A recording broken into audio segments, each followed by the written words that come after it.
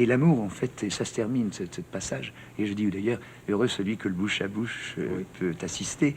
Et ce chapitre se termine par Narcisse, tu connais. Ça veut dire que nous sommes fondamentalement narcissiques. Ce que nous cherchons chez l'autre, c'est nous. Que nous ne pouvons pas sortir de notre peau. Nous sommes enfermés à l'intérieur de notre peau. Et nous sommes tellement seuls dans notre peau que ce qu'on appelle l'amour, c'est la recherche de nous-mêmes chez l'autre. Narcisse, se regardant dans l'eau, c'était lui qu'il aimait. C'est lui qu'il cherchait. Et finalement, il y tombe parce qu'il va à la recherche de l'autre et il se noie. C'est l'autre que l'on amène dans notre propre niche écologique. Et bien sûr. Oui. Alors finalement, qu'est-ce que c'est que l'amour? Il faut être quand même lucide. On a fait tuer des hommes pendant des générations sur ce mot. Des choses simples et contre lesquelles on ne peut pas sortir de ce cadre. Un système nerveux, ça sert à agir. Ça ne sert pas à penser, un système nerveux. Nous sommes tellement obnubilés par notre conscience réfléchie qu'on ne voit pas la fonction primordiale du système nerveux, c'est d'agir. Les plantes n'ont pas de système nerveux, elles sont entièrement liées au sol dans lequel elles trouvent leur nourriture, à l'air qui les entoure. Elles ne peuvent pas se déplacer.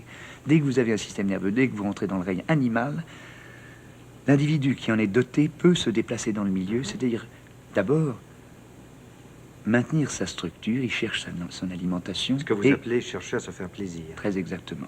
Encore un mot dangereux. Un mot que des générations ont marqué du sceau de Satan. Se faire plaisir. Mais se faire plaisir, personne ne réagit quand on dit, avec Claude Bernard, que tout organisme tente à maintenir les constances des conditions de vie dans son milieu intérieur. Ou quand on dit, comme Canon, un mot plus ésotérique, parler d'homéostasie, c'est-à-dire de maintien de l'équilibre biologique. C'est ça le plaisir. Quand on n'est pas en équilibre biologique, on n'a pas de plaisir, on est mal dans sa peau. On est stressé, comme dit le docteur Cellier. C'est autre chose. J'aime bien Cellier, je dois le rencontrer d'ailleurs, c'est un vieil ami. Oui, si vous voulez, on est stressé. Bon, admettons, parce que tout le monde connaît le terme maintenant. Oui. Donc un système nerveux sert à agir, et on agit pourquoi? On agit pour se maintenir en survie, pour maintenir l'équilibre et le plaisir, donc lié à cet équilibre biologique. Quand on ne peut pas maintenir, quand le milieu ne nous permet pas cette action qu'on dit gratifiante, elle gratifie, la récompense, qui est supportée par des faisceaux que nous connaissons bien maintenant, qu'on peut appeler les faisceaux de la récompense, si vous voulez. Ces faisceaux dans lesquels, chez le rat, on met une électrode. On peut faire la même chose, on pourrait faire la même chose chez l'homme. Et on le rejoint à un circuit électrique avec une manette qui peut fermer le circuit.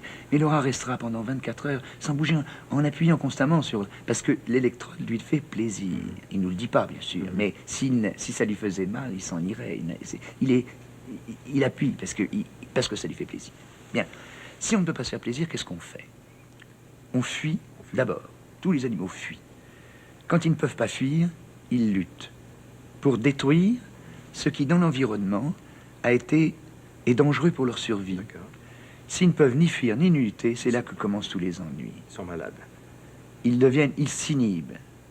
Et ça, c'est tout un système intérieur du cerveau que nous avons beaucoup étudié personnellement dans mon laboratoire depuis 2 ans, que j'appelle le système inhibiteur de l'action.